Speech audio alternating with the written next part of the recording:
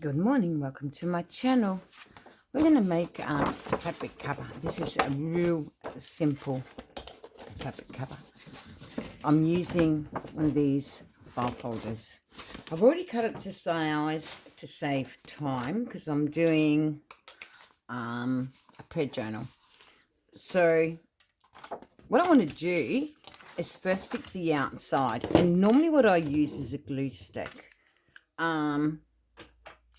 Why I use a glue stick, it does hold. So that's why I use the old glue stick. The only time I use a bit of glue is when I want to hold, because I'm going to put a wrap around it. So I use a bit of glue, but not near the edges.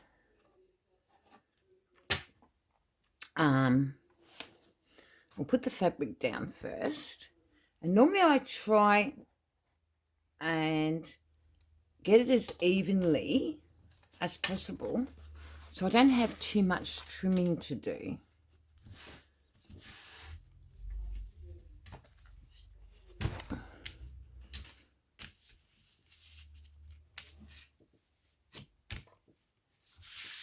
So I get my scissors, and look, the glue will hold it, believe it or not. Because you're going to sew it. If you weren't sewing, then I would actually use fabric glue.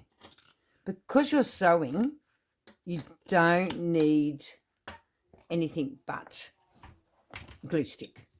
It's all I ever use for my covers, and it works for me. I know there's a lot of tutorials out there. So you see I just trim around it very carefully. I actually like holding it down just in case it comes away, because the glue does hold it down, but it can come undone because I haven't fused it on with an iron. Normally I use an iron. I just put a bit of wax paper over the fabric itself, and then I fuse it on. Now, if you were worried that this was going to come undone, you can do a straight stitch. I normally don't worry about it. And then because I want to do fabric on the inside and I want to have frayed edges, I'm going to, this has been measured to size practically. So again, I'll lose my glue stick. I just got to remember to actually put me thing I'm going to wrap around my journal. So I'll try and get as much as I can done of this and machine sew it. So I'll show you how easy and simple it truly is to do. I won't sew the signature in. So what I'm going to do, I'm going to actually place that like that and then place this down so I know I've got an even, because I want to fray all that after the sewing. So I need it to be pretty reasonable. So there it is. Now I've got to decide if I want it to be that way, which I quite like. So now I've got to go to the back, which is this side.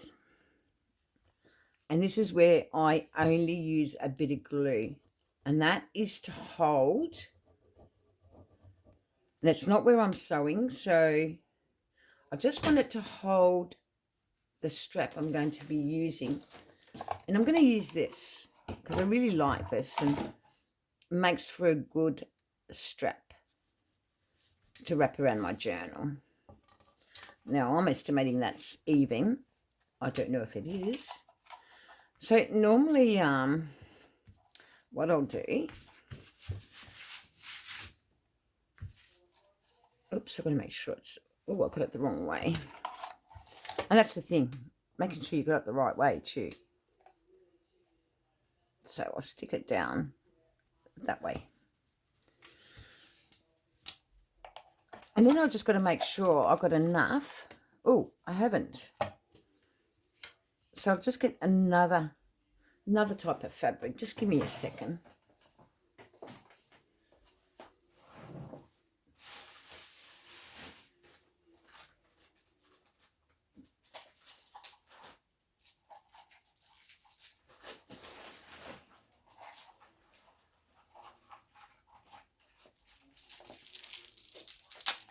Oh, beautiful. I've got more of it.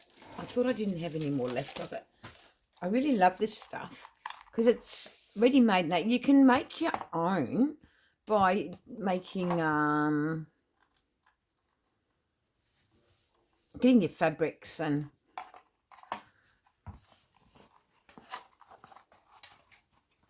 whoops. It'd be good if I stuck it down properly, wouldn't it?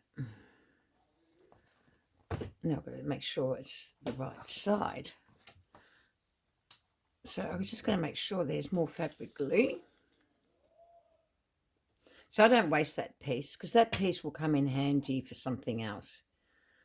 So I'm going to put that down like that. And then what I'm going to do is, I like it.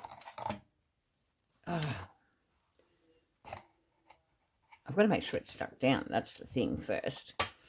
And then I've got to make sure that I'm able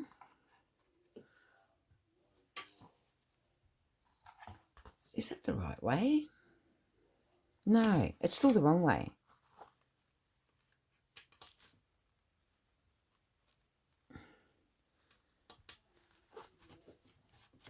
That's the right way now. So normally I wrap it around a couple of times.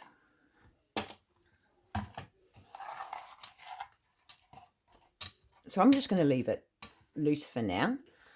And we'll be back shortly after I've sewn this and I'll show you what I've done. So I'll pause it for a bit. So now I'm back and my fabric sewn. Oops. I dropped something I needed. Sorry. Oh, so now I'm back. So that's your back of your cover. Now, as you know, I want to fray this. So I normally use my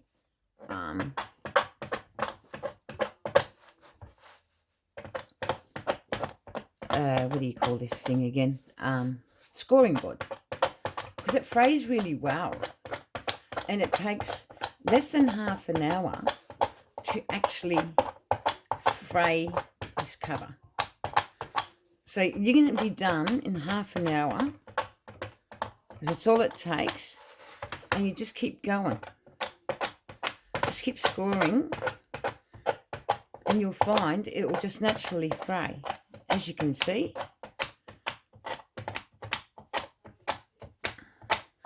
All the way down. And like I said, it'd probably take you half an hour doing it this way. Then if you were sitting there trying to do it,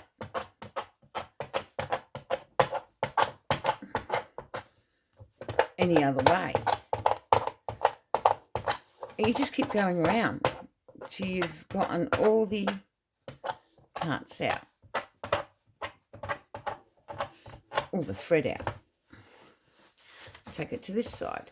And you go like this.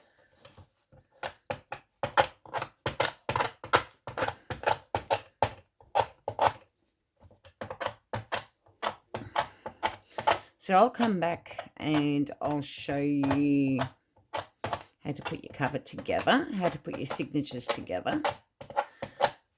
But for now, that's the back of your journal. So we're going to be fraying it. And also what we're going to be doing is finding something to put on the front of it, which is, I'm going to choose something like this. And again, I've got to fray this as well. And once all this is frayed, then you can actually decorate. You can put ribbon there. I normally like doing things like this because then I've got a tuck And look, I might be losing what's on the front of my journal, but I believe you've got to tuck in there then. With all this frayed, you're going to have something like this.